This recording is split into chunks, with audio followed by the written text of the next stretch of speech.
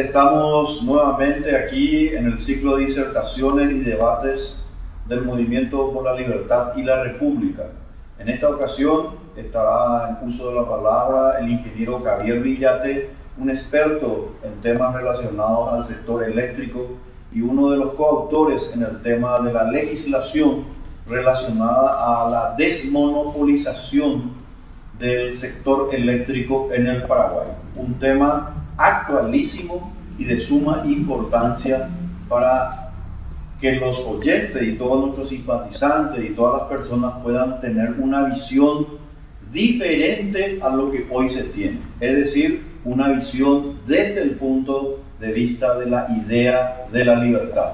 Para nosotros es realmente un motivo de orgullo contar aquí con Javier, de manera que le dejamos finalmente con él para que nos pueda dar esta interesante conferencia. Muchas gracias. Bueno, gracias Víctor, buen día a todos. Ya que estamos en un auditorio bien reducido, creo que la formalidad es lo de menos, entonces podríamos hacer inclusive hasta ping-pong, darnos ese lujo de hacer pequeños debates inclusive en la presentación.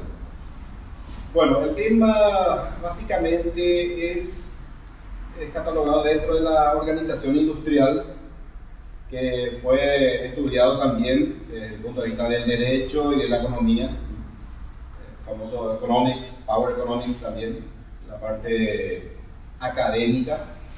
Y si bien es un tema relativamente, no digamos, complejo desde el punto de vista de la dificultad, sí desde el punto de vista de los conceptos. Son varios conceptos que habría que ir repasando justamente en un ambiente como este para ver aquellos enfoques que están predominando, el famoso mainstream del momento, pero las alternativas que también hay. Y sobre todo, los fundamentos teóricos o académicos que podemos acompañar al planteamiento, que de hecho también con un grupo de colegas hemos aterrizado en proyectos de ley específicos. Todos estos conceptos, específicamente de la escuela clásica, la escuela también austríaca, podemos ir dándole aspectos concretos, ¿ya? Para presentarle a los famosos hacedores de política, a los congresistas de tal forma, señores, aquí tenemos una documentación con la cual podemos promover lo que muchos conocen como regulación o desregulación, dependiendo del punto de vista que uno quiera enfocar. Es decir, por ejemplo, para Paraguay tenemos leyes que directamente prohíben el abastecimiento eléctrico por un particular, cosa que en la región, y diría en el mundo, toda Europa, recorres América, y esa situación ya no ocurre. Es decir, las leyes eléctricas de los países de Europa, América, donde quieras, excepto Paraguay, lo que hacen es promover la competencia. ¿Y de qué forma? Y bueno, se segmentan en el rubro específico de la electricidad, se segmentan toda la industria en áreas específicas, es decir, los que producen la electricidad, los que transportan la electricidad, aquellos que distribuyen a través de cables y aquellos quienes comercializan. Entonces se divide y se ve perfectamente que es factible la competencia en varios de estos sectores. Normalmente los intervencionistas o los estatistas buscan confundir un tanto como si fuera que es una sola industria desde el punto de vista de la competencia. No, son componentes, hay varios componentes dentro de la industria como áreas, que son esas áreas que les mencioné. Bueno, si bien tengo unas presentaciones que ya parten desde el punto de vista teórico para darle la solidez al tema, ya inclusive desde el punto de vista filosófico, por ejemplo, ¿por qué tendríamos que regular o desregular la parte eléctrica? Y bueno, porque es un servicio eléctrico o un servicio público, ¿no? Así como el agua, telecomunicaciones, se acuerdan hasta hace poco. Pero normalmente si vamos profundizando un poco, ¿por qué servicio público? Y ahí entra, por ejemplo, Rothbard, que destruye ese concepto de que el servicio público es una necesidad para un colectivo que no debería estar sujeto digamos, a su promoción por parte de privados, en tanto que la escuela intervencionista, a través del liberalismo clásico, da los fundamentos para provocar la intervención estatal. ¿Cómo son esos fundamentos? Y ocurren a través de los famosos fallos del mercado, que justamente le da pie esa teoría clásica, liberal clásica, en donde decimos que hay mercado perfecto, que la escuela austríaca desecha por completo. No estamos hablando de ninguna perfección del mercado, siendo que estamos llenos de limitaciones. Cualquier aspecto de la economía es administrar recursos escasos. La parte eléctrica no se escapa de esa regla. Entonces, partiendo ya de esa parte conceptual o filosófica, ¿qué es servicio público? Y luego ahí surgen los justificadores como Samuelson, el amigo de economía, que tiene seguro el libro de Paul Samuelson como libro de cabecera, ¿no? Allá por los 40, Samuelson escribía de que el servicio público, para su definición, y también con James Buchanan, que es uno de nuestras referencias, que es aquel servicio que cumple dos condiciones. Debe ser un producto no rival y un producto no excluyente. Por eso, entonces, para no entrar en esa parte, que si no se nos va a prolongar demasiado, hay debate detrás de todo. Hay fundamentaciones que hay que atender. Tenemos a Stiglitz, que justamente dio sus puntos de vista que sirve al político estatista paraguayo para hacer su fundamentación del por qué tenemos que seguir en el tema intervencionismo en servicios públicos. ¿Y cuáles son esas fundamentaciones? Estamos hablando de 5 fallos del mercado, que para la escuela austríaca da una precisa definición que esos fallos no son tales. Bueno, entonces, yendo de la teoría, vamos a aterrizar ya en algo concreto. Esa es la propuesta que les tengo, para que al salir de esta sala, digamos, bueno, ¿qué me llevo de esta reunión? Una propuesta bien concreta sobre las hidroeléctricas. Tenemos una propuesta general para el área eléctrica, pero con un tema, como dijo Víctor, bien de moda, un tema bien consumido, ya últimamente ya fue digerido, el tema de ITQ. Un aspecto de la ley es la parte de comercialización.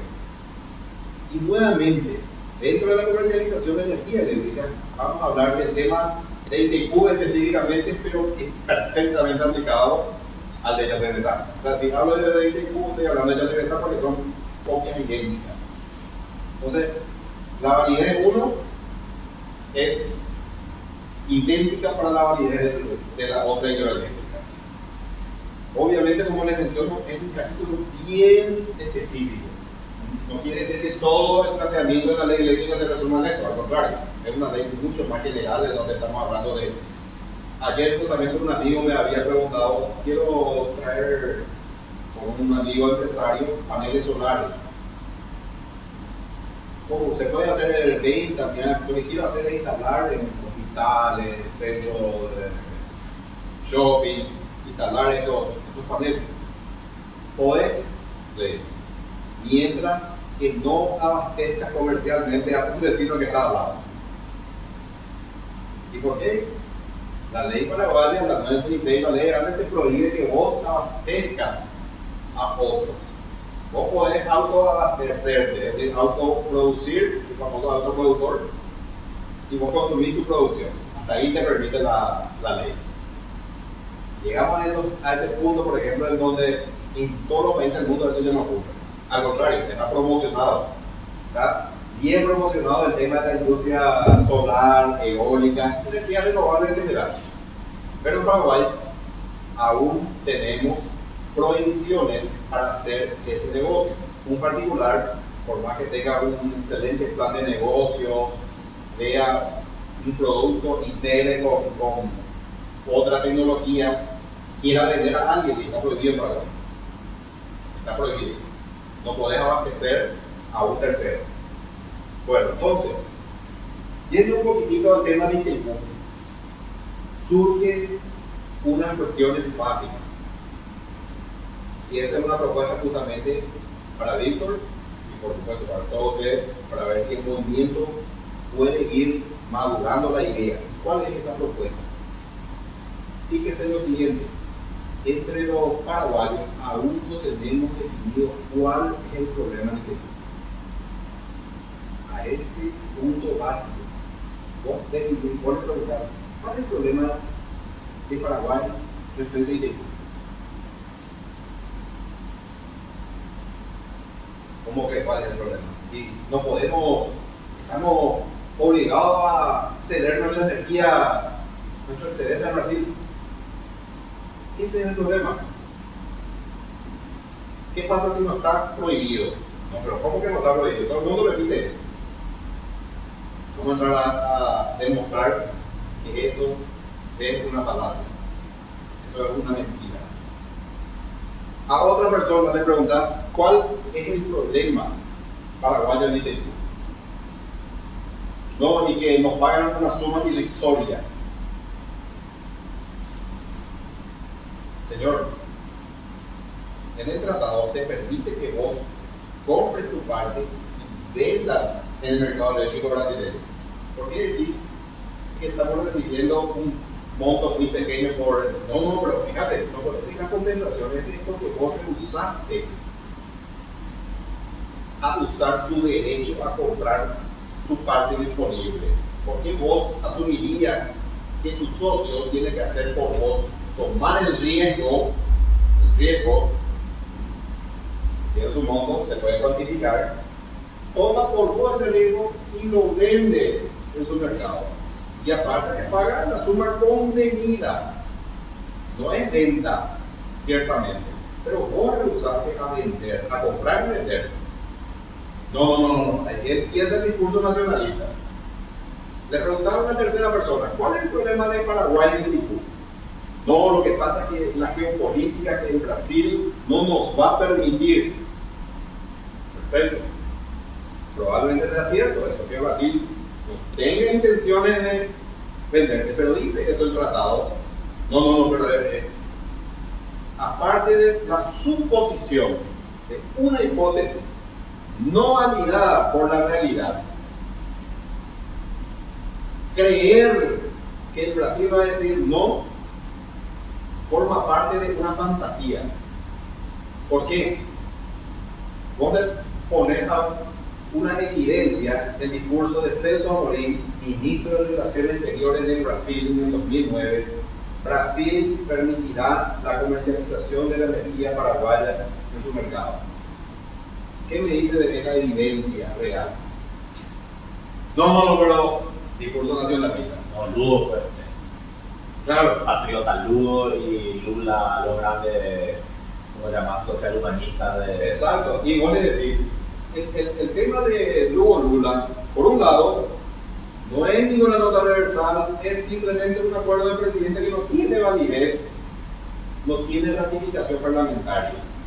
¿Cuáles son? Todos esos 6 aspectos solamente tomó cuerpo como nota reversal el tema relacionado al aumento del factor de ajuste. ¿Qué significó? Pasar de 120 millones de guaraníes, millones de dólares, globales, a 360. Es el famoso aumento del factor multiplicador. Pero eso también ya lo consiguió Nicanor en su momento, que pasó de 60 a 120. Luego pasó de 120 a 360. O sea, es hasta rutinario ese pedido de aumento, no es la gran cosa.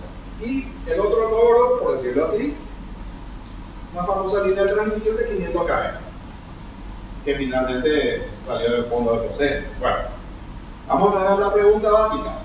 ¿Cuál es el problema de Paraguay respecto a ITQ? Esa pregunta no está respondida. Ahora, no me suena lógico esa pregunta. Todo el mundo hablamos de eso, pero no me suena lógico. Sí, la naturaleza del problema sabemos cuál es.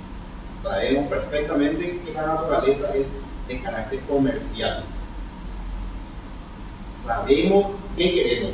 Queremos minimizar la tarifa en Paraguay y sabemos que queremos maximizar la venta de lo que sobra al Brasil. Sabemos perfectamente qué queremos. Eso está claro. Pero, ¿qué te impide? ¿Cuál es el factor que te impide? ¿Cuál es el problema real que te impide hacer esos dos objetivos que tenés? Están clarísimos para todos. Y ahí surge lo que mencioné. El tratado te obliga a ceder. El tratado te paga una minúscula fracción por lo que cediste. El Brasil impide que hagas el negocio eléctrico con ellos. Y por supuesto, lo que sí está medianamente claro, no muy definido, es el tema de la venta a terceros. Pero ese tema de venta a terceros ya eliminemos de cuajo. ¿Por qué? En la práctica, Brasil es el cliente mejor considerado en cuanto a los pagos. Si hacemos lo propio con Argentina, vemos que la Argentina periódicamente tiene retrasos en los pagos. Eso, la evidencia es categórica. En cambio, con los brasileños es más serio el negocio de los pagos. No es solamente colocar, sino tener el dinero en la cuenta del Ministerio de Hacienda. Ahí demostró, pero con evidencia contundente, de que Brasil es mejor negociante que la Argentina. Luego, ¿qué opciones tenés? Uruguay, 3 millones de habitantes y prácticamente considerarlo como un mercado es más bien una afinidad ideológica que se dio en aquel momento. No es mercado Uruguay. Al contrario, ellos están exportando ahora temas de energía eólica y otra consideración, que Chile. La cercanía con Chile no es tan próxima. Habría que ver la infraestructura para hacer los famosos swaps de energía. ¿Qué se va a dar dentro de una institucionalidad que es la que buscamos por la ley eléctrica? A través de empresarios privados que busquen colocarlo. Y la última opción, Bolivia. Con Bolivia no nos une ninguna red eléctrica. Y al contrario, los bolivianos inclusive están tratando de vender, de hecho están vendiendo su energía a Argentina. Están colocando el gas en Brasil, en el mercado de San Pablo. Ahora con Vaca Muerta, cuando empiecen toda vez que puedan sacarle el mejor provecho a Vaca Muerta, consideren que es, creo que es la segunda mayor productora de gas del mundo. Vaca Muerta tiene un potencial gigantesco. Entonces, hasta cierto punto, entonces el tema de la venta del commodity de electricidad. Entonces, en la práctica, Brasil es el mejor comerciante desde el punto de vista de Paraguay para vender en la región, en la práctica. Bueno, vamos entonces a la pregunta inicial. Vamos a salir de acá tratando de responder cuál es el problema que tiene Paraguay con su idea de comercializar la energía de ambas binacionales, siendo que ya sabemos todo que es de carácter comercial. Pero ese problema está en el tratado o está en nuestra mente. Ese problema está en el tratado o estaría en una barrera ideológica. ¿Dónde está ese problema? Vamos a tratar de demostrar que ese problema realmente es una barrera ideológica que está, digamos, estorbando ya los últimos 30 años de este país. Bueno, tenemos lo siguiente. En ITQ vamos a graficar todo lo que dice el tratado. No hay más cosas que nos diga el tratado. Entonces, en ITQ produce un único producto que es la potencia. Vamos a tratar de no hablar, electricidad.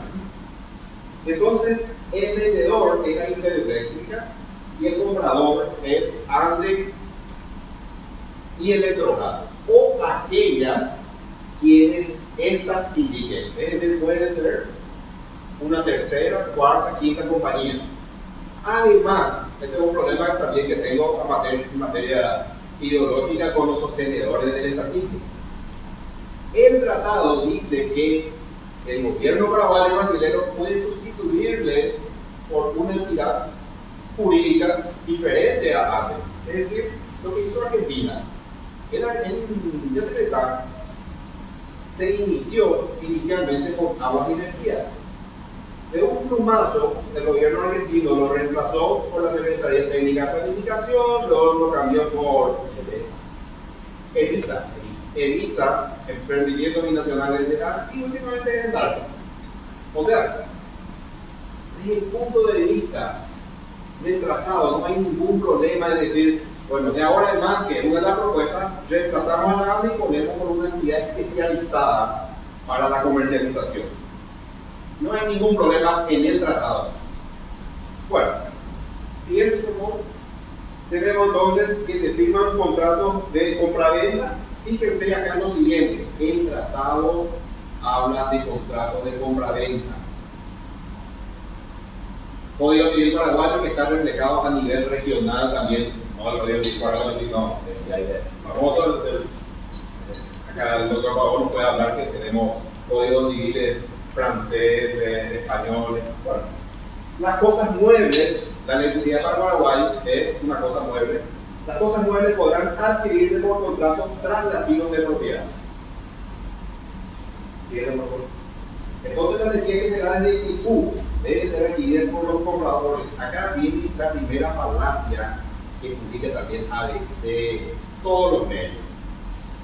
Dice que el 50% de la energía paraguaya, el 50% de la energía es de Paraguay, la otra de Brasil. Eso es una mentira. La energía es de IQ. ¿Por qué esa aseveración? No, pero ¿cómo si le digo el hecho que el 50% es de Paraguay y 50% de Brasil? Entonces la producción automáticamente es de Paraguay. Esa es una asunción clásica. Porque el tratado dice que tiene que haber negocios de compra-venta. ¿Y qué es eso? Trasladarse propiedad.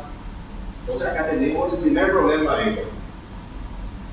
El tema de la propiedad. Muchos creen que la energía que se genera, la potencia que se genera automáticamente de Paraguay. Y que ahí viene la expoliación brasileña. ¿Siguiente, por favor? La compra-venta tiene por objeto transferir propiedad. ¿Lo quiero seguir paraguayo? Siguiente, por favor. Bueno, fíjense acá lo que dice uno de los artículos del tipo. Las altas partes, los gobiernos, crean en igualdad de derechos y obligaciones. Hay igualdad de derechos y obligaciones, lo que puede Brasil puede Paraguay. Siguiente, por favor. ¿Cómo se va a abastecer todo esto? Se hace por división de partes iguales. Se manifiesta la igualdad acá. Se divide en dos partes iguales. Están divididos físicamente 50 Hz, 60 Hz. La mitad de la potencia que puede producir. Igualdad de derechos. ¿Sí, por favor? Ok, siguiente. Acá viene el mecanismo como viene de la mano. Fíjense lo siguiente. Vamos a dividir en tres segmentos, en tres cajitas diferentes. Este es donde dicen caja y IQ binacional. Este es la caja registradora de cada uno. La caja de ANDE, la caja de Electrobras. Ahí tenemos la disponibilidad de la energía. Lado paraguayo y lado brasileño. 50% cada uno. Entonces, ¿qué es lo que hace Brasil? Brasil compra su potencia. Siguiente, por favor. Siguiente. Compra su potencia. Siguiente. Compra toda su potencia. Esto tiene disponible. Pero ¿qué ocurrió acá? Ocurrió transferencia de propiedad entre el vendedor y el comprador. Se transfirió la propiedad. Ahora ya es netamente de Brasil. Para eso, según la definición, hay un pago, una contraprestación de servicio y le acompaña un pago. ¿Entiendes? Entonces, se convirtió en energía, lo consumió en su territorio y Electrobras le paga al IQ, que es la dueña de la energía. Paraguay hace lo mismo, solamente que Paraguay, con una sola unidad de potencia, ya abastece todo su mercado. con esto ya consumió todo su territorio. Pero, ¿qué pasa? Y paga lo correspondiente. ¿Qué pasa con el resto? Esto es disponible para Paraguay para que lo compre. Y digo, hasta le obliga. Y Paraguay dice, no, yo hasta acá. Acá cedo mi derecho a comprar. Entonces, dice el tratado que de esta forma, cuando Andes escribió cedo mi derecho a comprar, le pone, fíjense lo siguiente, perfecto, vamos a quedarnos en el partido.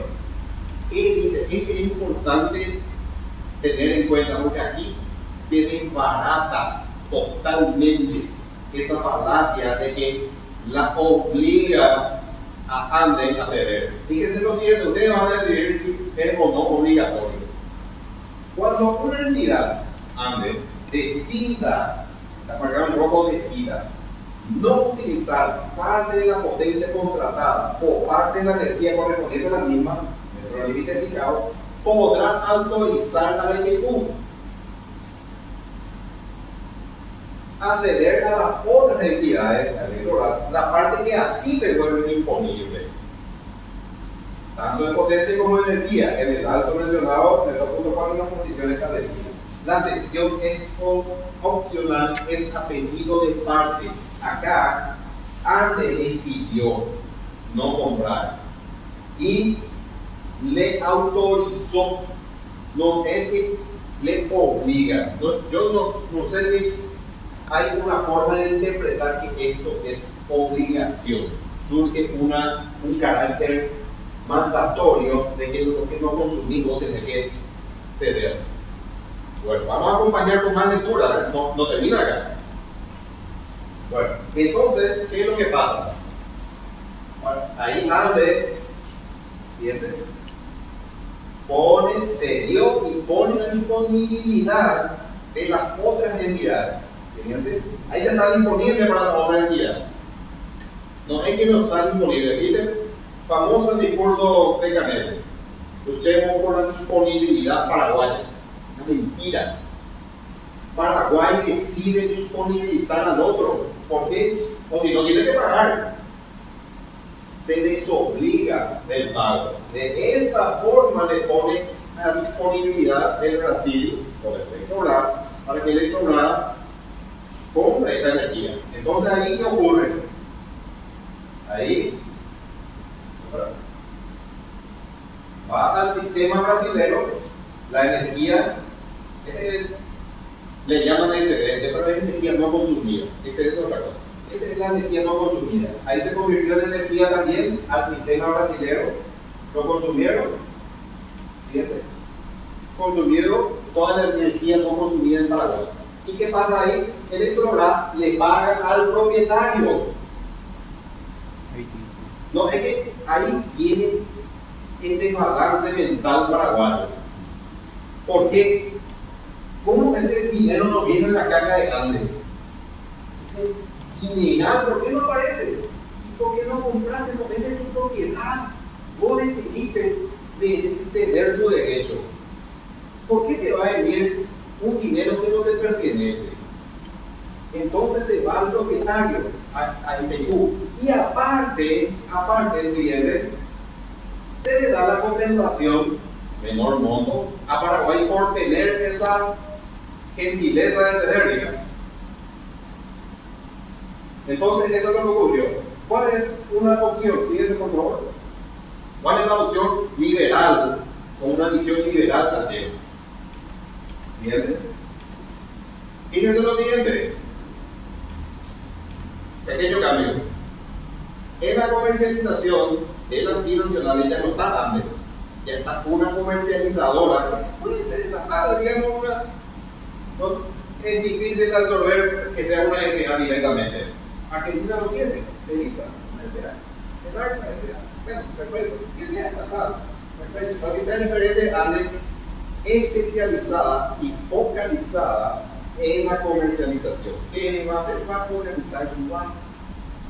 Como lo dice, por ejemplo, Ronald Coase, que en Estados Unidos también el tema de venta de bloques de frecuencia costó muchísimo. Ronald Coase en su paper de 1959 ya había recomendado que la subasta de los bloques de frecuencia de telecomunicaciones debe hacerse por subasta, ¿va? Es lo mejor. ¿Por qué? Y porque el que más lo valora va a pagar la suma. Ese es el punto de equilibrio. Y recién se implementó, miren, 1960, el paper de Ronald Coase, 1994, la primera subasta en Estados Unidos de bloques de frecuencia. ¿Por qué? Y había políticos que tenían su propia radio, ya saben la historia, ya saben más aparte. Que había congresistas, señores, no, pero me van a arruinar el negocio. O sea, el mundo ya pasó por lo que nosotros todavía no pasamos. Acá le arruinamos. Creo que mañana hay una pequeña publicación mía en ABC sobre este punto. Fíjense en esa parte cómo describió el fundamento de pongo dinero a la pérdida que van a tener muchos compatriotas en este negocio. Inclusive ahí ocurre el famoso equilibrio de Nash. ¿Por qué? Y en la directiva de ANDE, que vende energía de Acarael al Brasil sin problemas, hay un buen monto de dinero que se iba a perder si ya se hacía este negocio de comercialización legal o subasta de equipo. Iba a afectar ese negocio. Y como cada uno de los gerentes estaban maximizando sus propios beneficios, no tenían estrategias mejores para abandonar ese equilibrio. Entonces es un equilibrio muy fuerte. El Nash ya lo describe. Entonces, o sea, hay una fundamentación teórica de por qué no hubo comercialización de ITQ. Bueno, estamos acá. Reemplazamos a la ANDE, ponemos un subastador especializado, abrimos el mercado. Vienen los brasileños, los argentinos, los paraguayos, de la región, quien quiera, mercado abierto, se subastan los bloques de energía que también tenemos diseñados esos bloques para maximizar esa venta. Entonces, hay material dentro para poder sugerir, no solamente criticar, sugerir soluciones. Bueno, pequeño cambio entonces. Paraguay le reemplaza a quien no tiene ganas de comercializar. Siguiente, por favor. Paraguay compra su necesidad en el mercado interno, consume, ¿y qué hace con el no consumido? Paga por este monto y también compra su disponibilidad, adquiere, confirma el contrato de compra-venta, ya forma parte de su propiedad ahora. Siguiente, y paga por él. ANDE no tiene esta capacidad financiera y tiene ganas siquiera. Pero sí, en Paraguay puede. En Paraguay hay mucho capital para hacer este negocio. Sí, es un buen negocio. Solamente por esa barrera ideológica. Si no lo pueden ANDE, no lo puede nadie. El perro del hortelano. Si es ANDE, puede ser. Si no es ANDE, no hay negocio. Pero en Paraguay, como en cualquier parte del mundo, ocurre este negocio. Porque el negocio eléctrico es muy dinámico, muy profesional. Entonces pagamos por esto. ¿A quién? Al propietario, a ITQ. ¿Qué ocurre ahora para dar cumplimiento al tratado? ¿Qué dice acá el tratado también por el cual dicen que esto no puede hacerse? ¿Siguiente? A partir de acá, ¿siguiente? Le vendemos al Brasil. ¿Por qué? Porque el Brasil tiene derecho de adquirir lo no consumido. Entonces lo no consumido, ahí está, se le vende al Brasil. Luego, Brasil, ¿a quién le paga? Al propietario. Siempre se le paga al propietario. Ahí Paraguay recibe el dinero que corresponde de la parte no consumida paraguaya. Recién ahí, ¿por qué? Porque ahí tomó posesión o tomó propiedad de lo que le corresponde. ¿Entienden? Fíjense en el famoso artículo que medio mundo les va a mostrar. No, fíjense, acá está, es la prohibición. Acá dice, la energía producida por el aprovechamiento hidroeléctrico, a que se refiere el artículo 1, será dividido en partes iguales entre los dos países. Perfecto. Siendo reconocido cada uno de ellos el derecho de adquisición. Derecho de adquisición es derecho de compra. en la forma establecida en el artículo 14 de la energía que no sea utilizada por el otro país para su propio consumo. Entonces acá el tratado le da el derecho de adquisición al Brasil o al Paraguay de la energía no consumida por el otro. Y si Paraguay le dice, acá te doy derecho a que me adquieras, acá, derecho a adquisición. Entonces acá no menciona si debe adquirir necesariamente que como usted está viendo acá. Para nada. Solamente que en Brasil tiene que recibir el derecho, tiene que tener el derecho a adquirir. El Brasil puede decir no.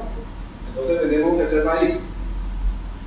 Le damos el derecho de adquisición a Brasil y toda la normativa del tratado se cumple al pie de la letra. Fíjense lo siguiente.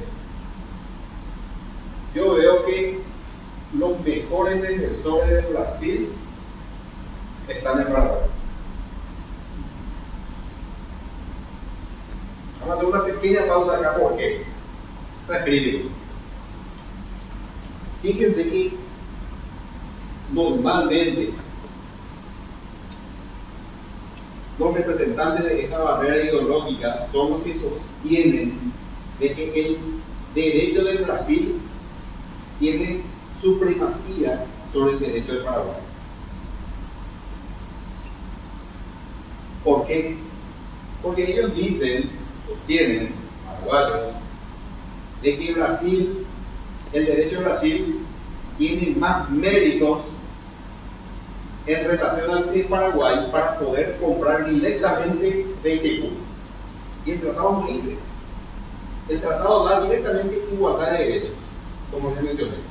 Si Brasil puede comprar 50%, ese artículo que les mostré, el 3, le da el mismo derecho al Paraguay. Entonces los defensores brasileños, paraguayos, defensores de intereses brasileños, sostienen de que el Brasil es el que tiene que comprar directamente de Itaipú, no de Paraguay. Ahora bien, fíjense lo siguiente, vamos a hacer un análisis a ver si eso es cierto o no, esa posición. Entonces, el derecho de compra brasileño es antes o después de la contratación paraguaya. Porque quedó claro de que si Paraguay contrata toda su potencia, los no consumidos puede vender. No hay obligación de venderlo. O de cederlo, perdón. No hay obligación de cederlo. Vamos a lo siguiente. ¿Qué pasa si el derecho brasileño tiene supremacía sobre el derecho paraguayo? Es decir, Brasil dice, no, Paraguay solamente va a consumir una cajita, el resto yo tengo que comprar. Eso dice el tratado, posición brasileña. ¿Y qué es lo que va a pasar? Igualdad de derechos y obligaciones se va al mazo. ¿Por qué? Porque Paraguay, de antemano, Brasil interpreta que Paraguay no puede comprar su 50%.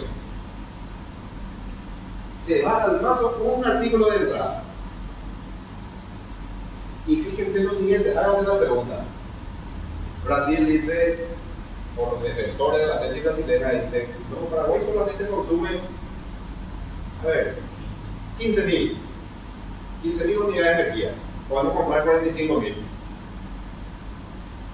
Pero, ¿y cuál es el organismo dentro del equipo que va a juzgar que es 15.000 nomás?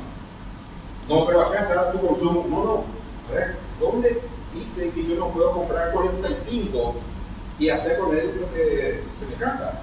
Dice, yo me voy y enchupo en algún lugar y se evapora. ¿Por qué no puedo hacer eso? ¿Dónde dice el tratado? Y ahí vienen las interpretaciones geopolíticas. No, pero Brasil no te va a permitir. No, pero no, el tratado, ¿dónde dice eso? ¿Dónde está la institución dentro del tratado que dice que este organismo va a juzgar cuánto es el consumo paraguayo y hasta dónde Paraguay puede contratar? No hay eso. No existe. Y esa es la tesis de paraguayos en favor de los brasileños. En Brasil nunca escuché alguna negativa. Lo más fantástico de todo esto. Fíjense que se rompe también si admitimos que eso es realidad. Es decir, que Paraguay no puede comprar su 50%. Igualdad societaria, 50% dice el tratado. Paraguay será un socio minoritario, porque según esta tesis, Paraguay tiene que comprar solamente su consumo. Y siendo que el único bien que produce esta empresa es electricidad, pues no produce excedente monetario, no hay nada que repartirse. Lo único que hay para repartirse es electricidad. Entonces no vamos a tener derecho a nuestra igualdad societaria, en donde ANDE integró 50 millones de dólares, Electrobras integró 50 millones de dólares. Se supone que eso te da derecho al 50% de los excedentes monetarios, que son cero, están declarados cero, no hay beneficio. Entonces, ¿cuál es el otro beneficio? La electricidad. Y te dicen, no. Primero el derecho de Brasil. Vos solamente vas a contratar lo que vas a consumir, no dice eso tratado. Es más, está en contra del tratado. Y otro punto, cesión de derechos. Fíjense que la existencia de la cesión, que hay un grupo de paraguayos que quiere eliminar. La cesión es una herramienta.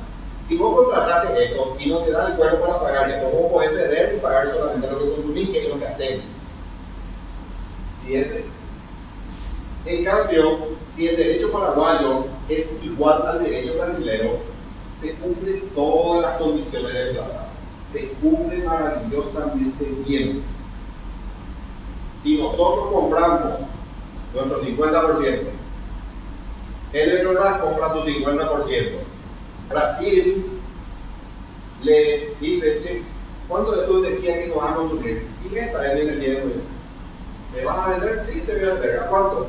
Y ya está. Se cumple ahí el tratado. Como un negocio rutinario, es como comprar zapatillas. Por el tema de nacionalismo, por el tema de triple alianza, todo ese discurso, esto se incluyó en un negocio tan simple que por esa nube de nacionalismo, de evitar que se haga por la vía normal de la comercialización del paraguayo comprando energía del Paraguay, es por eso que no podemos llegar a tener mejores beneficios, sencillamente por esa barrera ideológica. ¿Siguiente? Entonces, en definitiva, se puede comprar 50% de energía y venderla al Brasil. Lo que quiero aclarar nomás, en verdad, la ANDE recibe utilidades de capital de Itaipú, que en todo estaría con 500 millones de dólares. Recibe tanto Brasil, Electrobras como la ANDE. También recibe una compensación que se llama resarcimiento de carga de administración y supervisión, que recibe otros 500 millones de dólares, ambos por igual. O sea, sí recibe plata también, aparte de. No es 500, recibe por resarcimiento y utilidad de capital 40 millones de dólares. No, en total, recibe 500 desde que desde Itaipú hasta ahora recibió 500, y por la administración y supervisión recibió otros 500, 460 ahora y 431. No, perfecto. Yo tengo un análisis hecho de cuánto recibió en total, porque muchos se quejan, ese es el famoso, la ley con el cual tienen que cooperar la ANDE, Petropar, la entidad descentralizada. Es un aporte intergubernamental que se llama. Porque el funcionario de ANDE, el grupo, digamos, intervencionista, sostiene que se le está expoliando a la ANDE. Fíjense lo siguiente, la ANDE entra en dinero plata dulce. ¿Y por qué? Porque entró directamente el gobierno paraguayo, es el que crea la entidad. Y alguien que crea algo es el propietario, ¿no? Y le coloca como un brazo ejecutor a ANDE, que como vimos, el caso argentino le puede reemplazar por otra entidad que haga esa parte ejecutiva. Y del cielo recibe estos 40 millones de dólares anuales entre resarcimiento y remuneración del capital.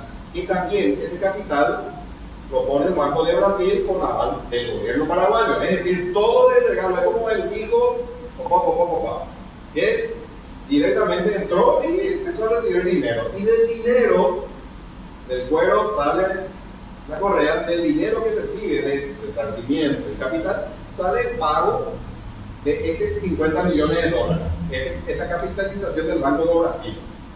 Que si sumamos ese dinero, capital de remuneración del capital, resarcimiento, estaba hasta el 2015, que hice mi análisis, alrededor de 700 millones de dólares en total, estos dos rubros. ¿Y cuánto le sacó el gobierno paraguayo en materia de importe, en materia de aporte? Es 40 menos 20, 23 normalmente, año a año. Antes recibe 40 y el gobierno paraguayo le quita 20. Imagínense, este dinero no es ningún esfuerzo, no es ninguna venta de servicio de nada, es un dinero del cielo que recibe la ANDE y se le quita la mitad. Yo pienso que debería quitarse todo, prácticamente todo, claro, porque una distribuidora debe sobrevivir con sus tarifas, como todo el mundo, cualquier comerciante saca sus beneficios, sobrevive de acuerdo a su tarifa. Como todo está desvirtuado, entonces entramos en ese punto. Bueno, entonces, este es una fundamentación desde el punto de vista liberal, que si seguimos un enfoque, justamente, un enfoque liberal, el tema de cuyas secretarias no debieran haber existido como temas actuales, como no lo es en Brasil, en Argentina, no lo es, para nada. Este tema ya lo hubiéramos tenido resuelto en el año 2000 prácticamente, si hubiéramos entrado en esa oleada de reformas eléctricas que se dieron en la época de los 90. Pero Paraguay hasta hoy no ingresa como único país de la región, que no ingresamos en esa oleada liberalizadora. Bueno, entonces, si hay alguna consulta por ahí, es momento de... Excelente apoyo. Felicidades, Javier. Realmente esto se presta para volver a hacer varias veces. Mucha información, mucha literatura, ¿verdad? A mí me gusta mucho porque el enfoque que vos diste, que es a mi modo de ver, por supuesto, el correcto, está basado pues, en la escuela de Law and Economics, Ronald Coase, derechos de propiedad. Y los derechos de propiedad ya fueron establecidos. Ronald Coase ganó el premio Nobel, pero de tanto estudio que él hizo y que vos citaste ahí, ¿verdad? Y le dieron la razón mucho tiempo después. Pero Paraguay no entró a esa cuestión porque hay un velo de ignorancia. Agregaría eso que decía, justamente decía eso Robert Nozick, ¿verdad? En ese debate muy interesante en la Universidad de Harvard, ¿verdad? Que es actual también, ¿verdad? El famoso velo de ignorancia. Una pregunta así concreta, ¿verdad? En realidad son varias. Una, ¿por qué la ANDE? O sea, yo tengo intuición de por qué, pero me gustaría como una explicación técnica, ¿verdad? ¿Por qué la ANDE no puede realizar ese negocio del cual vos mostraste ahí que dijiste por su capacidad financiera, dijiste, ¿verdad? Una. La otra pregunta es, ¿qué rentabilidad tiene este negocio en cuanto se refiere a la venta de los paquetes? O sea, si hay un cálculo, si se sabe, por supuesto está supeditado al mercado, ¿verdad? Y tres, ¿verdad? En tu opinión, este es un tema al final ideológico. Totalmente. Y me gustaría que sobre los tres puedas hacer una breve explicación, por supuesto que se puede. No, simple. ¿Por qué no lo hace Andes? Primero por lo que dije. Andes, a ver, este es famoso cuando analizamos como si fuera una entidad que tiene vida la Andes. No, los funcionarios de Andes. Y nuevamente entre los funcionarios de Andes estamos hablando de la línea credencial de Andes. O sea, de 4.500 empleados, línea credencial ya reducimos a 10-12. Y nuevamente estos 10-12, estamos hablando de 3-4. Funcionarios entre países que pagan el 50% del servicio, claro, de la tarifa. Exacto. Ese es un tema absolutamente inconstitucional, ¿verdad? Sí. Pero fíjense lo siguiente, ¿por qué la ANDE no tiene interés? ¿O por qué no realiza trabajos de comercialización? Esta línea credencial va o iba a perder dinero si hacía la subasta desde los años 2000, 1990 que empezó esta oleada. ¿Por qué? Les mencioné el tema de Acaraí, la empresita más pequeña. Esta empresita colocaba energía en los años 2000, tengo los números, al Brasil, a Copel, al Foz do Iguazú. El contrato indicaba que tendría que vender entre una franja de 17 a 23 dólares la unidad de energía. Revisando sus números, uno se da cuenta que vendían a 10, 12. Hay un desfasaje entre la realidad del contrato y la realidad comercial.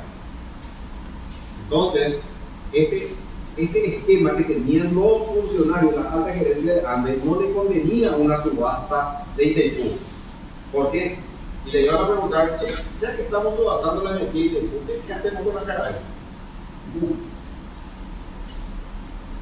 Imagínense todo ese negocio de los altos funcionarios de la Andes, que era vender.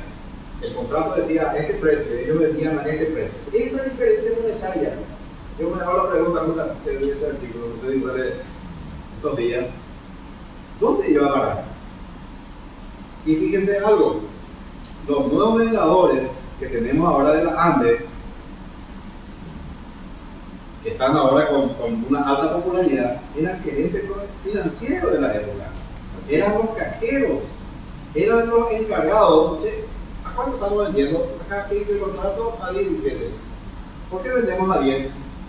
Esa pregunta no existía. O tampoco renunciaban o no se cortaban las venas como lo hacen ahora. En esa época era otra la actitud. Eran, digamos, tenían otra visión. Esa diferencia monetaria que ellos manejaban se iba a fondo, por supuesto, no verificado por ninguna entidad. ¿Por qué? Y porque no existe acá lo que estamos proponiendo. Que diga una institución en donde diga, señor, vamos a entrar en cuenta, mostrame por favor, ¿qué está haciendo con esto? Eso no existe en Paraguay. La energía que se está vendiendo a Acaraí, nadie verifica. Nadie verifica. Y ahora con el movimiento libertario yo pienso que podemos hacernos preguntas. De hecho nos vamos a hacer preguntas en los diarios. Señores, por favor, explíquenos qué pasa con esto. Capaz que haya dicho, no, diferencia cambiaria. Bueno, puede ser una explicación. Pero hasta que no venga esa explicación, tenemos que suponer otra cosa. Un documento que pruebe todo eso. Claro que, miren señor, acá hubo, no sé, algo.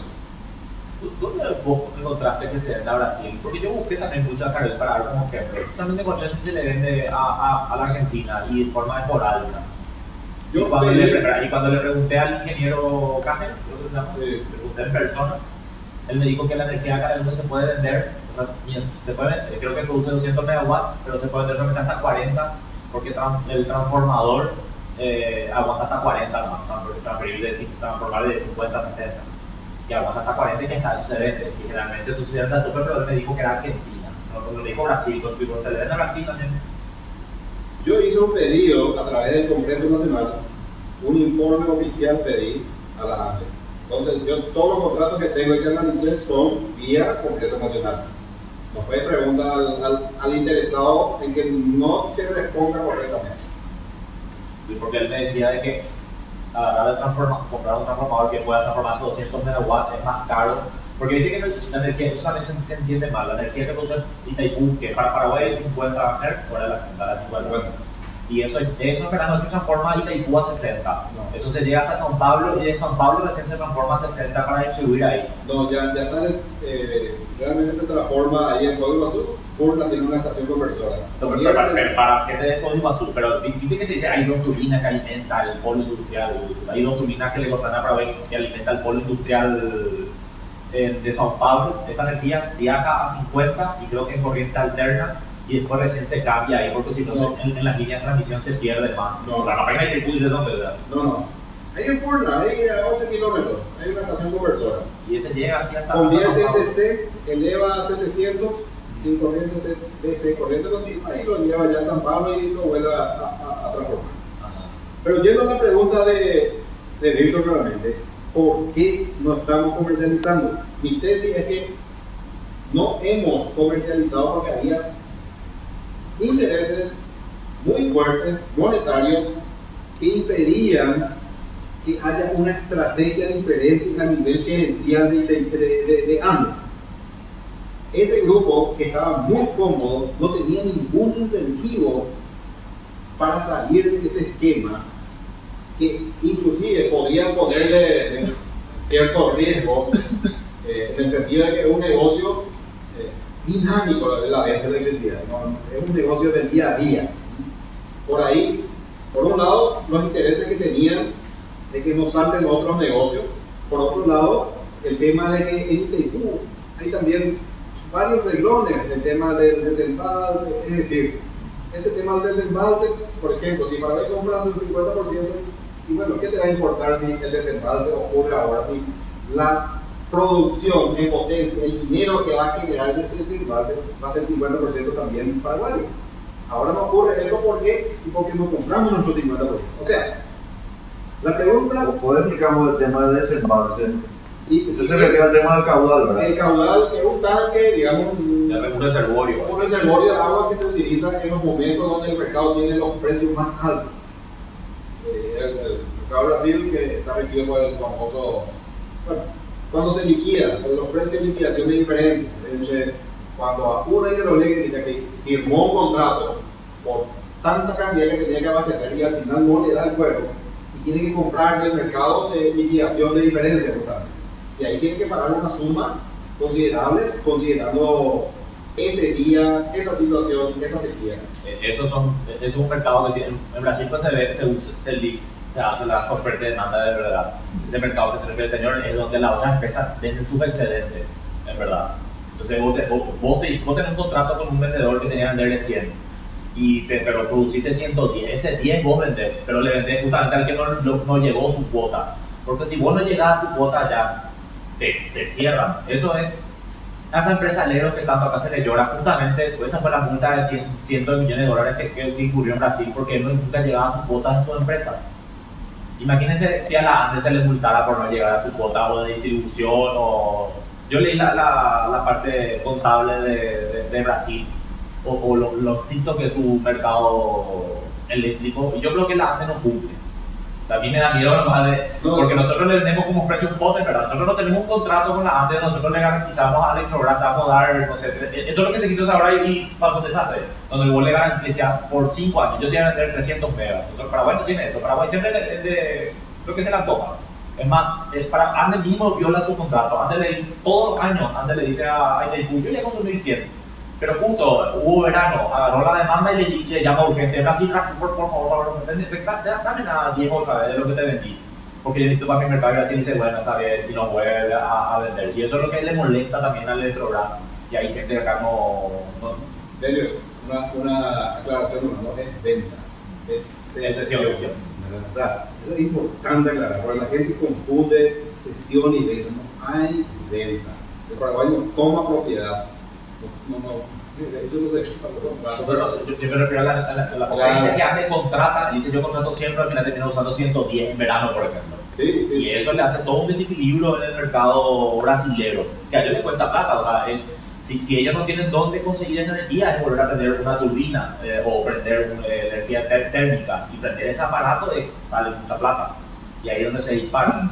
Te voy a responder en ese punto, es interesante ya la parte detallada, pero para conocimiento nada más de la mesa. Entiendo la respuesta. Finalmente, no hay interés, se arruinaron negocios. ANDE no puede someterse a un esquema en donde comprar la energía le va a costar 1.600 millones de dólares anuales. Hay que producir 3.200 entre los dos. Electrobras y ANDE debería encargarse de la mitad, 1.600 millones. ¿Cuánto cuesta preguntar? 1.600 millones. 1.600 millones. Hoy tiene problema para conseguir un crédito. O sea, es absolutamente obsoleto.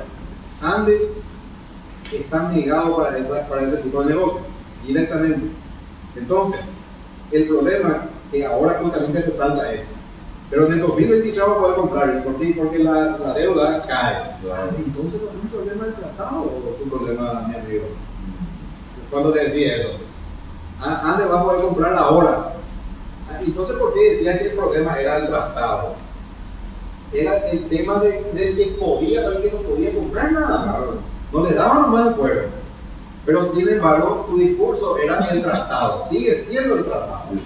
Dos cuestiones ahí. La rentabilidad, ¿cuánto sería más o menos? Porque Mira, es rápido. A ver, alguien que mete dinero, los bonos que paga el Estado paraguayo, 6%.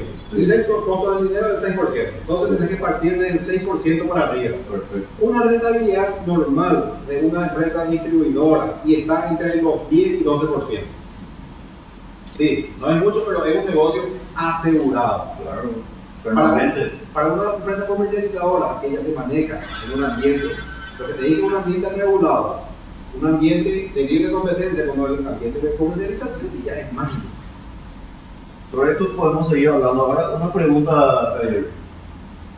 ¿Qué nosotros deberíamos, o sea, ya estamos en el 2023, viene el tema de la renegociación, ¿verdad? ¿Qué es lo que realmente se va a renegociar? ¿Y qué debería hacer el Paraguay? La palabra renegociar no está. Es Revisión. revisar. ¿Revisar qué? El anexo C. ¿Y qué es nuevamente el anexo C? Y el tema de la tarifa. Y nuevamente, ¿qué es lo que vamos a revisar en esa parte? Y es, bueno, ¿cuánto queda finalmente el monto de la tarifa? ¿A cuánto va a ser? Ya que se elimina el componente más alto del 60%. Entonces, es una revisión de cuánto va a ser el monto de la tarifa. Pero ahí se pueden meter más temas, ¿ok? Eso sabemos. Pero vamos a apuntar de esta forma. ¿Qué es lo que convendría para el Paraguay? Ahora, el Paraguay se maneja con estos instrumentos que Pedro Ferreira maneja como si fuera la gran defensa, pero es una estrategia basada en un castillo de naipes, en un castillo de arena. Se puede desmoronar. Pero es una ridiculez basar la estrategia de un país sobre estos instrumentos, que es lo que siempre utiliza, ¿verdad? Que es la CAO 170, que es un organismo de Itaipú de cuarta línea, que estableció, y también el famoso, la nota del Consejo de Administración de Itaipú, que es la 020 del 2002, que dice esta resolución de un organismo administrativo de una hidroeléctrica que de ninguna forma puede modificar el tratado. Dice, creamos el producto potencia excedente. Ahí se creó la potencia excedente, en el 2002. Esta potencia excedente, tengan en cuenta lo siguiente: ande desde los 1990 hasta el 2002, hasta esa resolución estaba en pérdidas permanentes, línea roja, estaba casi en quiebra, estaba año a año perdía plata. ¿Cómo no perdía tanta plata? A través de, había una energía que era gratis, que venía de Itaipú. ¿Y por qué perdía? ¿Por qué estaba en saldo rojo? Ahí está la política del gobierno. Acordate de la época del 90, 95, crisis del banco, que se fue al mazo del Banco Unión, toda esa crisis bancaria. La crisis bancaria. La crisis bancaria de 1990, estamos hablando de inclusive la crisis mundial, el efecto tequila, estamos hablando de todo eso. La devaluación, etc. Exacto. Todo el mundo, todos los países aprovecharon para hacer reforma eléctrica con esas crisis. O sea, la pérdida del saldo rojo durante todo ese tiempo se debió a eso. No, insuficiencia tarifaria, no le daba la tarifa. O sea, la tarifa tendría que haber sido más alta. Por un lado, no perder tanto dinero en forma de pérdidas eléctricas, negocios, es decir, una gestión empresarial que debía... ¿Y cómo se subsidió esa tarifa más baja? Se subsidió, ¿verdad? Se subsidió directamente con el Ministerio de Hacienda poniendo plata, porque perdía ambos plata. Su balance, fíjate en la época de 1990, 90, 97, 98, pérdida, negativo. ¿A cuánto está la energía hoy? 500 guaraníes. 420 guaraníes a nivel comercial residencial. En promedio estamos hablando 380, digamos, el promedio general de la tarifa. Es una tarifa aún insuficiente inclusive. Entonces, para la revisión, lo que se haría es tema de la tarifa. La tarifa se va, sí. Y este tema del mercado eléctrico en realidad es una cuestión interna de Paraguay. Claro, O totalmente. sea, acá en Brasil, nosotros no le podemos estar culpando de nada a Brasil por nuestra propia desidia e inutilidad. Fíjense, Los paraguayos somos unos inútiles. lo que dice Víctor, esa es mi tesis, justamente. Si vos abrís el mercado acá en Paraguay, como lo hace todo el mundo, crear comercializadores, crear gente que coge el dinero de ITQ, abrir el mercado, subastar la energía y ITQ ya se metan al mismo tiempo. No va a haber ningún motivo para renegociar ya nada. ¿Qué vamos a renegociar con los brasileños, con los argentinos? Se terminaron los temas. El señor quiere una pregunta. Siempre quiere tener una consulta. Dice que siempre el tema de la energía se presenta como un monopolio natural, de que siempre tiene que estar manejado por el Estado, hay altos costos, supuestamente por eso las empresas privadas no pueden invertir. Vos hoy presentaste más o menos de que sí se puede hacer desde una manera privada, de que puede haber varias comercializadoras. Ahora te pregunto, ¿vos crees que si seguimos avanzando en este camino, de que la ANDE, digamos, dé un paso al costado y que se pueda ser mediante una empresa privada, así como dijiste, ¿vos crees que las inversiones van a llegar? ¿Y qué impacto eso tendría en las tarifas? Primer tema, monopolio natural, es un tema académico súper interesante. A ver, la línea clásica liberal dio el fundamento para hablar del tema de monopolio natural. Pero fíjate lo siguiente, a ver, yo tengo mi presentación en la parte justamente académica, pero ya no nos va a dar tiempo para esa parte, pero Vamos a hacer vamos a hacer en otro momento, por eso tu área te viene muy bien. Por ejemplo, Vernon Smith, ganador del premio Nobel. Él era un ingeniero eléctrico que estudió un poquito estudió bien la parte de economía y ganó el premio Nobel de Economía. Se le considera justamente uno de los padres de la parte de economía experimental. ¿Y qué hizo él? Varios experimentos con alumnos de la facultad, en donde demostró que hizo, por supuesto, él después hizo inclusive asesoramiento a gobierno de Australia. Hizo un experimento en donde una serie de experimentos con sus alumnos de clase dividió y les dio características. Bueno, ustedes van a ser compradores, ustedes vendedores, ustedes van a colocar a tal precio, instructivos, reglas de juego, ¿verdad? Ustedes van a hacer sus ofertas entre este y este monto. Ustedes van a comprar entre este y este monto.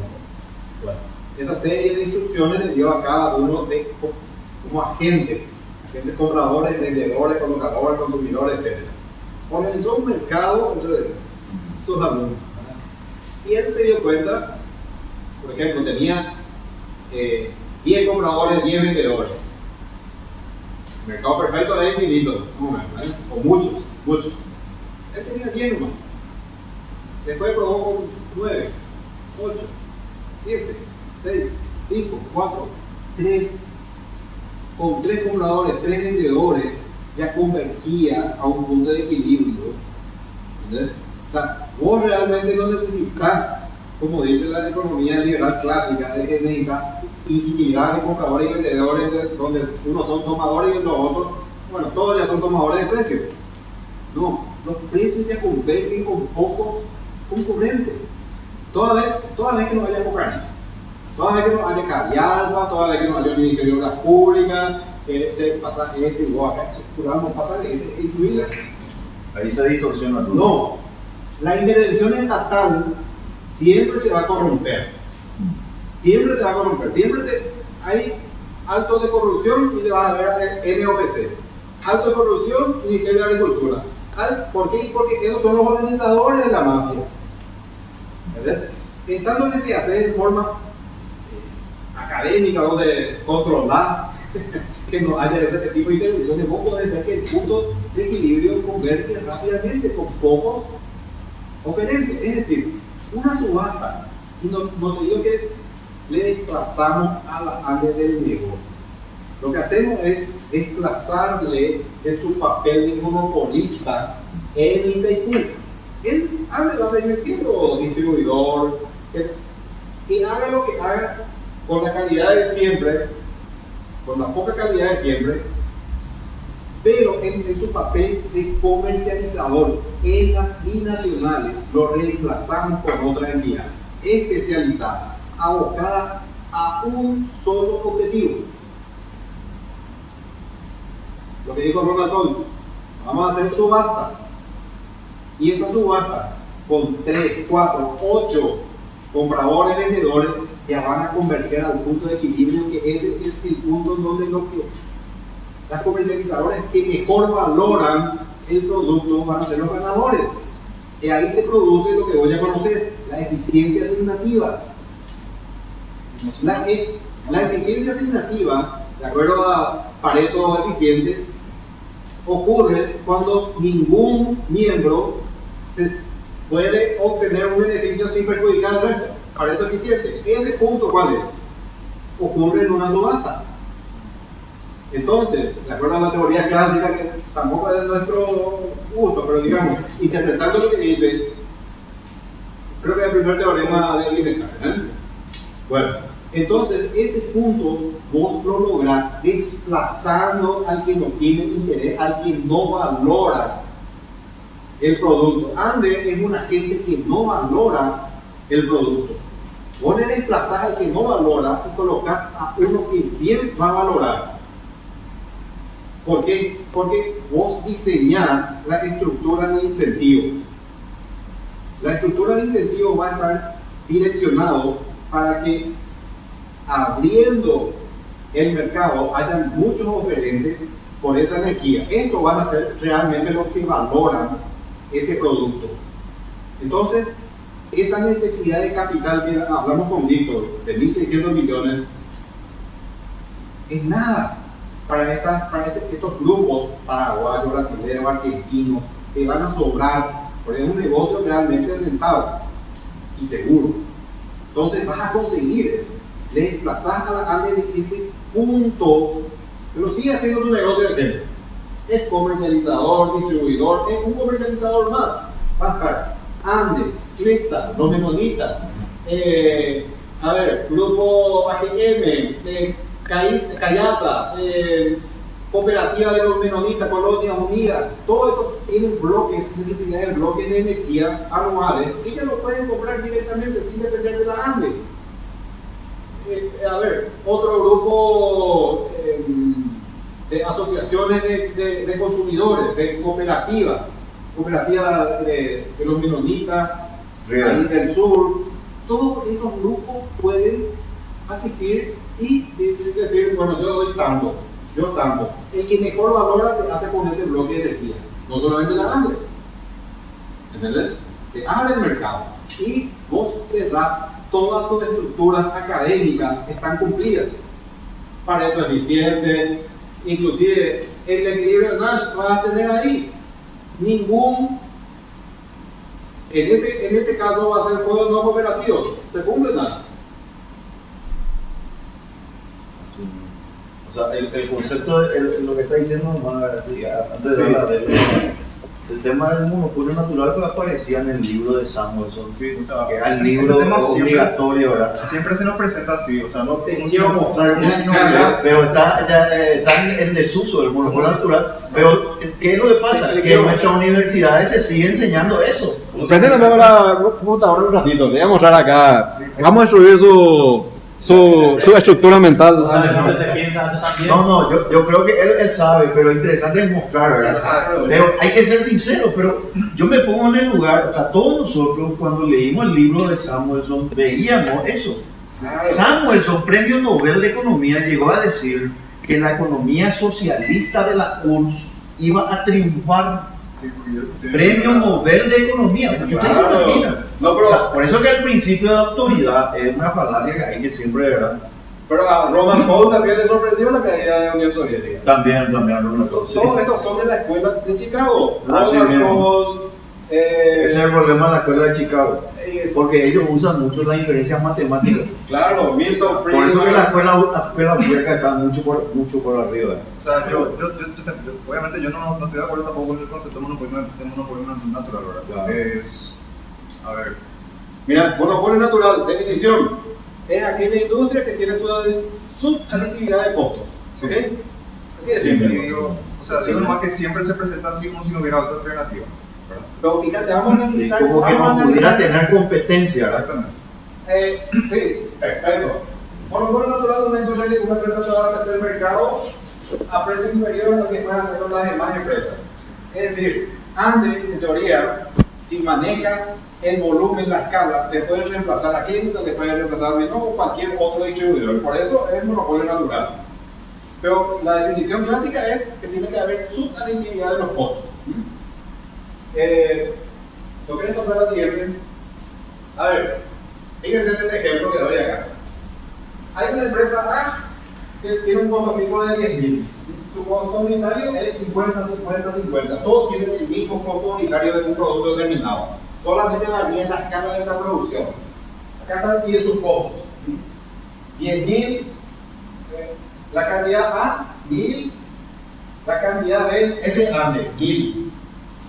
Clixa, 200. Los menor, 50. Entonces posicionamos Ande, Clixa, los menores. Todos tienen el mismo costo fijo. Y el costo variable el mismo. Entonces hacemos el costo unitario total, ¿verdad? Ande, porque tiene más volumen, su costo unitario, al dividir por un número más pequeño va a salir menor. Tiene 60. A Clixa tiene 100 más. Y el C tiene 250. ¿Por qué? Porque diluye en la cantidad. Fíjense la cantidad, diluye en mayor cantidad. Fíjense, antes tendría que tener menor costo unitario. Según la teoría, acá está, este es subaditividad de costos. El margen, 10%, 10%, 10%. El precio unitario de venta, 66, 110 y no 75. Antes tendría que tener mejor precio unitario de venta. Este es lo que dice la teoría. Fíjense lo siguiente, ¿puede adelantar por favor? Qué bueno para tu Gaels. Excelente ese gráfico. ¿Puede adelantar por favor? Fíjense la realidad. Telecomunicaciones. Vigo concretará la conexión de fibra óptica con una empresa de Brasil a través de su backbone. Ande instalará la red de fibra óptica para conectar sus estaciones de radio a través de su backbone. Alianza Empresarial que y Saturninel para hacer todo su backbone. Anillo fibra óptica, todo su backbone. Todo esto manda al diablo el concepto de monopolio natural. ¿Por qué? Porque si hay una sola empresa, ¿por qué no hace una sola empresa el backbone nacional que va a tener menor costo unitario? Son tan estúpidos estos CEOs, estos ejecutivos, que cada uno hace su backbone por esos números que vimos anteriormente. De acuerdo a la teoría. ¿Por qué no le dejas uno más que haga? Claro, que va a tener un costo unitario menor. Pero fíjense la realidad. Fíjense la realidad. O sea, Copaco fue el primero a tener su red, su backbone completo del país. Inmediatamente Tigo le siguió. Después le siguió Claro. Después le siguió, bueno, ya de toda la lista. Algo nos cierra. Nos cierra la teoría del monopolio natural. En tu país nos cierra. Fíjate lo siguiente, la gente de Clixa me menciona. El vecino A, acá hay una casa familiar, tira de Ande y tira de Clixa. Una casa. O si no, el del frente tiene Clixa y el del otro tiene Ande. En la misma calle. Esto es una locura, de acuerdo a la teoría del monopolio natural. La subaditividad de costo funciona aparentemente, ¿verdad? Porque al dividir una gran cantidad entre un mismo número de costos fijos diluís.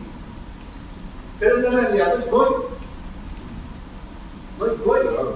Mirad la siguiente. Siguiente, por favor. Actualización de agua potable ahora. En toda la industria acontece esto. No solamente la parte eléctrica, te demostré el telecom. Electricidad es la misma cosa. Ahora vamos al agua. Este es un informe famoso Banco Mundial. Banco Mundial lleno de burócratas. Superposición de áreas de concesión y de permisos. Esto es una locura para los burócratas. Esto es un atentado. Esto es directamente pisar la Biblia.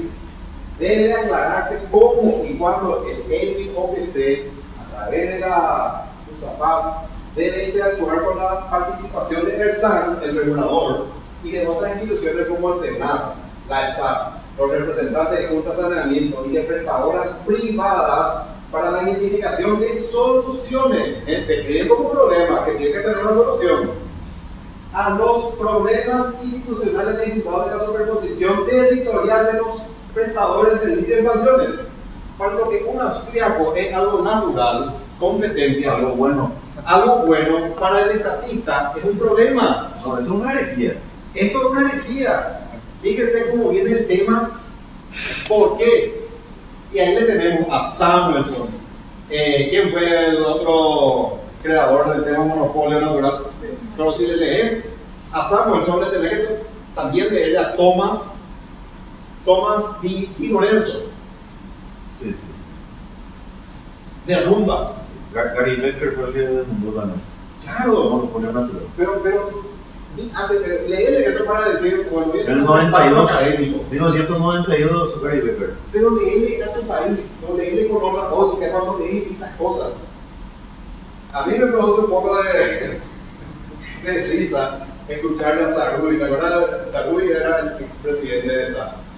No, acá hay que hacer un monopolio declarado. Él acaba de declarar el monopolio natural. Por tanto, solamente tiene que haber una prestadora. Por definición de monopolio natural. Su bolsillo se le pegó mucho monopolio. Por eso. Entonces, pero es el retroceso 300 años atrás. Claro. El tema no es volver al pasado. Vos sabés que ese tema que vos hablas de los monopolios naturales en telecomunicaciones, en la radiofrecuencia, tenés más ejemplos para ver. Como acá, ¿verdad? Imagínate si todos hubiésemos dependido de Copaco para hablar por celular. Pero en Centroamérica, inclusive Cuba, vos tenés los ejemplos, donde en Cuba, por ejemplo, es uno el que hace el servicio de celular y todo lo demás, y tiene la peor penetración de celulares del mercado. Después tenés Guatemala. Acá, por ejemplo, en Paraguay, en verdad el Estado te da un permiso para usar la radiofrecuencia. Te subasta y te usa 10 años, creo, con la red, ¿verdad? Acá te subastan 10 años o algo así por usar la radiofrecuencia. Pero por ejemplo, en Guatemala, que es un país más pobre que Paraguay y todo lo demás, o similar, ellos directamente vendieron. Es tu propiedad privada esa frecuencia. Y a ellos les fue mejor que a todos sus vecinos que hicieron una mezcla. O algunos de sus vecinos alquilan la radiofrecuencia, otros de sus vecinos dicen no, acá ustedes son todos pobrecitos, minusválidos, el Estado tiene que encargarse del tema de los celulares, porque el famoso es muy caro y el Estado tiene plata, nosotros vamos a encargarnos, y ellos tienen menor penetración en el área de celulares. Y ahí tenemos un ejemplo de que no es cierto eso cuando se habla de monopolio natural. Yo escribí en un ABC sobre el tema de propiedad privada de radiofrecuencias y había colocado como ejemplo el caso de Guatemala. Ay. Pero el caso de Guatemala era una replicación también del caso australiano y de Nueva Zelanda. O sea, ellos adoptaron ese esquema que en otras urbes, digamos, ya están tomando como si fuera, sí, ¿por qué no va a formar parte de la propiedad privada? En Estados Unidos, el subsuelo, todo lo que es áreas del subsuelo es propiedad privada, el petróleo es tuyo. Ese es otro gran tema también, el tema. Otro gran tema, y ese mismo concepto. En el Paraguay es del Estado. Del Estado. Exacto. Y así estamos. Y justamente lo que creemos que hacen, ¿cómo no va a ser el Estado? Pero ese simplemente es un razonamiento derivado de nuestra herencia española, en donde le debes una fineza al rey por darte la concesión. Yo fui asesor de una empresa canadiense sobre diamantes. Yo sí, si era un país serio y los derechos de propiedad estaban asignados, por supuesto probablemente no iba a estar yo acá. Pero ¿qué pasó? Vinieron los canadienses y me dijeron, queremos saber su opinión porque queremos invertir. La inversión era multimillonaria en dólares. Trajeron todo, puestos de trabajo. Mira, era en bandeja al gobierno. Entonces, sí, con mucho gusto, ¿verdad? Le hice 10 líneas. Y él dice, disculpen, señor, pueden irse. La Constitución del Paraguay le impide, de una u otra, o le inhibe, porque en realidad tiene que hacer pasar por el MOPC y por el Congreso la posibilidad de hacer ese tipo de inversión. O sea, en pocas palabras, ese inversor, por supuesto que se vaya a otro lado. Claro. Para que veamos nomás cómo los marcos institucionales, del cual también estamos hablando, ¿verdad? Afectan a un país, ¿verdad? No empobrecen. Todo lo que pasa, las líneas aéreas también. Nosotros cobramos un impuesto altísimo porque un avión sobrevuele nuestro territorio y todos los aviones no vuelan encima de nosotros. Dicen, o sea, no es que cobramos alto, queremos cobrar lo mismo que Brasil, por ejemplo, por sobrevolar Paraguay. Pero viene una aerolínea y dice, un poco, si vos me cobras, no sé, $100 por sobrevolar tu país y Brasil me cobra $100, pero en Brasil yo me aterrizo, tengo bomberos de verdad, tengo ruta acá. Si vos lees nuestra cosa en nuestra aviación, ¿sabes cuál es nuestra ruta de emergencia en caso de que haya una emergencia? Marica López, por ejemplo. Vos le ves a los zorros ahí diciendo, espera, va a caer acá un avión en forma de emergencia. En el Paraguay hay que cobrar a los países lo mismo, cuando en Brasil sí tenés cada tanto vos ves rutas de emergencia. Inclusive cuando te vas manejando también ves en las rutas de esa parada que, como les llaman, para hacer freno de mano. Ahí te reventar contra un montículo de arena, en vez de reventarte contra, si te quedas sin freno, por ejemplo. Pero nosotros queremos cobrar los peajes igual que Brasil. No queremos tener infraestructura, queremos cobrar los peajes igual que Brasil. No queremos tener, ¿cómo se llama? No queremos tener ayuda para la gente, para sobrevolar nuestro país, pero queremos cobrar los mismos impuestos que ellos. O lo mismo que el petróleo. Nosotros copiamos la ley brasilera de royalties, de que creo que era 25-30% que es el Estado, pero no comparamos ni el volumen que ellos tienen, uno, y el segundo, que como Paraguay, ¿verdad? Queremos poner las reglas de ellos sin ser de ellos. Bueno, Y nadie viene acá. vamos a hacer, Esto forma parte de los conceptos de fallo de mercado. Sí. Monopolio natural, todo lo que hablamos de externalidades, que están las externalidades analizadas por Claro, todos. se me pide información, todas esas Claro, pero en este punto sería interesante a nivel de economía ver con tus compañeros, porque esta es una fundamentación de una sola visión. cosas. Si vos podés organizar tu proyecto, yo pienso que sí, es fundamental una persona como... Ahora tengo una materia que es finanzas públicas. Eso me genera lo que es, ¿verdad? sí. Ahí hacemos exposiciones sobre temas y creo que esta semana o la anterior fueron uno de los temas, uno fue terminalidades y ahora esta semana fue bienes públicos. En bienes públicos saltó este tema, ¿verdad? De la energía. Justamente el profesor preguntó, ¿cuál es un ejemplo, por ejemplo, de un bien que tiene que ser proveído sí o sí por el Estado? Este es el mundo de electricidad.